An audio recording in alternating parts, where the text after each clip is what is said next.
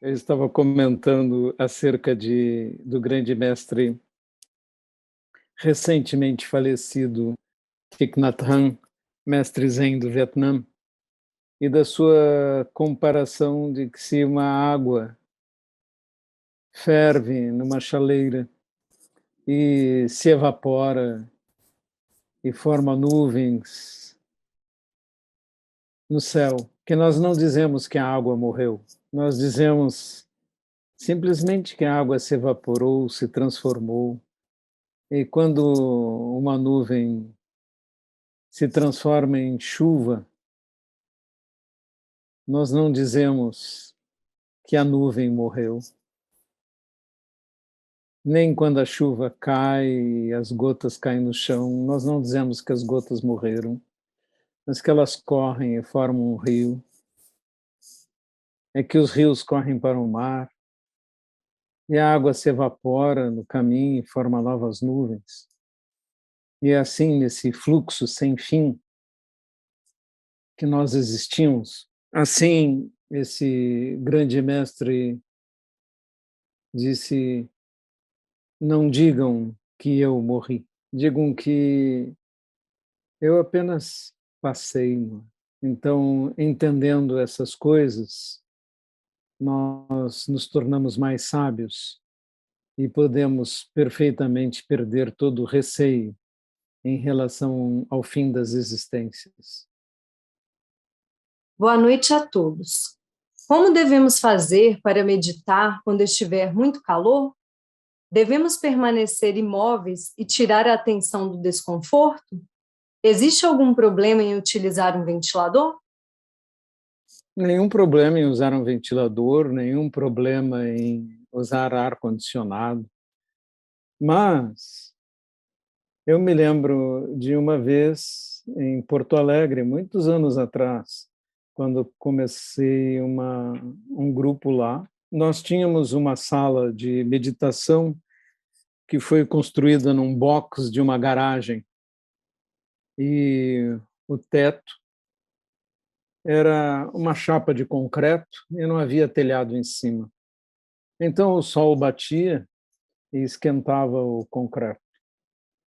Um dia nós chegamos, era um dia muito quente, e quando abrimos a sala, seguramente a temperatura estava acima de 40 graus lá dentro. E as pessoas perguntaram: mas monge, como vamos meditar assim? Eu disse: esta é uma oportunidade, não é? Nós vamos nos sentar e vamos derreter. Vamos derreter. Então nos sentamos e me lembro muito bem que sentei e o suor começou a escorrer, pingar e empapar todo o meu corpo, mas estava imóvel. Tínhamos aberto as janelas e o vento começou a passar, não é? Mas a temperatura continuava muito alta. Mas todos aguentaram ali o tempo de meditação. Ficamos completamente molhados de suor, mas foi uma experiência maravilhosa, porque nós somos capazes de sentar no calor e derreter. E se um monge é capaz de queimar numa fogueira sem mover nenhum músculo e tornar-se um com o fogo, nós podemos nos tornar um com o calor. Então, testem sua própria capacidade de tornar-se um com a dor, tornar-se um com o calor, tornar-se pedra com o frio, porque essa sempre foi uma prática existente dentro do Zen. Facilmente podem achar fotos de monges meditando nos alpendres de monastérios, olhando para a neve do lado de fora de uma sala, numa temperatura abaixo de zero. Também é possível de meditar. E também é possível de pensar num calor interno e produzir um fogo interior de tal forma que você aquece seu corpo. Isso também é possível fazer, porque a mente tem capacidades insuspeitadas. Esse tipo de treinamento existe, chama-se Shungyo, Quando estava em Yokogi, nos Estados Unidos, fazíamos kinhin, com meditação na neve, caminhando com chinelos sem meias e cabeças descobertas. E me lembro de fazer isso e não me lembro do frio. Portanto, é perfeitamente possível. Temos a pergunta do Gabriel San também. Boa noite, Sensei, e a todos. Recentemente, me aconteceu uma quebra de pensamento, em que eu estava distraído e então me esqueci subitamente do que estava pensando. E ao tentar lembrar o que estava pensando anteriormente, não consegui lembrar. Foi similar ao acordar de um sonho e tentar lembrá-lo logo em seguida, esquecendo a mais e mais a cada tentativa de tentar lembrar. Isso é fruto do zazen ou uma falta de ômega 3? Podemos perfeitamente provocar isso no zazen, não é? E através do nosso treinamento de não dar valor às coisas. Né? Alguns sabem que eventualmente gosto de jogar xadrez. Né? Aí, antigamente, eu jogava partidas de xadrez e queria ganhar e ficava pensando porque tinha perdido, qualquer coisa assim.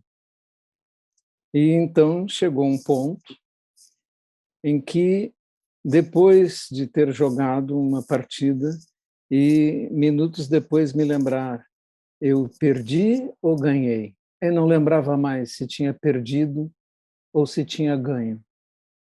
Então fiquei muito satisfeito, porque havia atingido um ponto com a minha mente em que ganhar e perder não tinha mais importância alguma. Não havia mais vontade de ganhar, nem medo de perder. E isso, então, foi um passo importante. E assim devemos fazer na nossa vida. Não é importante ganhar nem perder, ser vitorioso ou ser derrotado. Tanto faz. Ganhar uma discussão ou não, tanto faz. Ficar em silêncio ou não. Ouvir um insulto e esquecer imediatamente. Isto é realmente a liberdade de não ter mais um eu colocado nas coisas, e isso permite que nós nos desliguemos desses fatos. Então, o fato de você não lembrar mais o que tinha pensado é uma maravilha, não é?